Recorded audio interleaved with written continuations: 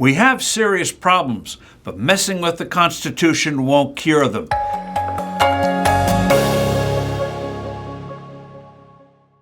Hello, I'm Steve Forbes, and this is What's Ahead, where you get the insights you need to better navigate these turbulent times.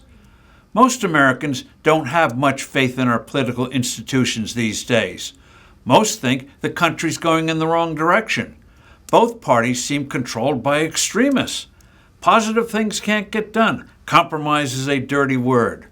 In such frustrating and anxious times, proposals proliferate to seriously amend or scrap the Constitution or legislate drastic changes, like expanding the number of Supreme Court justices who would be compliant with the wishes of the party in power. We must avoid such temptations. The problem is not the document our founders created in Philadelphia 237 years ago, but the peculiar situation of our own times, including the volume of deafening voices from social media. On the left, critics of our founding document declare that the checks and balances that it created make lawmaking too arduous and thwart the will of the people. They want to scrap the Electoral College, abolish the 2 senators per state provision, eliminate life tenure for federal judges and Supreme Court justices. Very alarmingly, they want to gut the First Amendment guarantee of free speech.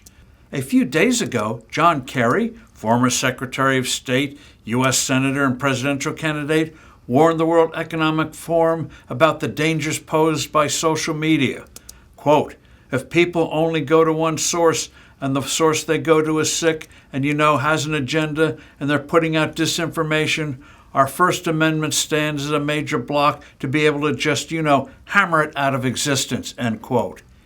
He further complained, quote, "Democracies around the world now are struggling with the absence of a sort of truth arbiter, and there's no one who defines what facts really are," end quote. Good Lord, truth arbiters? Our founders must be spinning in their graves. This dissatisfaction goes beyond the far left. Our government finances are in an alarming mess, and some people think the solution is to amend the Constitution. A group of conservatives, moderate Democrats, and independents have launched an initiative called the Convention of States.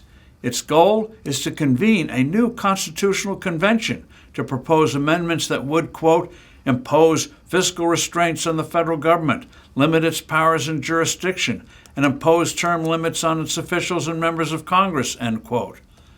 Under Article 5 of the Constitution, 2/3 of the states can call for a new convention. According to Convention of States, 19 state legislatures have passed enabling resolutions. If 15 more do so, then Congress must call a convention. 38 states, 3/4, would have to ratify any proposed amendments that came out of such a convention before they became part of the Constitution. Of course, the challenges here are manifest, starting with the actual wording of the amendments themselves. The charge that government's hamstrung is preposterous. President Biden got through several big and disastrous pieces of legislation. Regulatory agencies work overtime, enacting a tsunami of regulations and filing damaging lawsuits. There are real divisions in our country, and as our founders were well aware, these must be dealt with in an often slow, messy political process. There are no magic fixes. Any failures will be the result of flaws of our leaders, not of our founding document. I'm Steve Forbes. Thanks for listening. Do send in your comments and suggestions. I look forward to being with you soon again.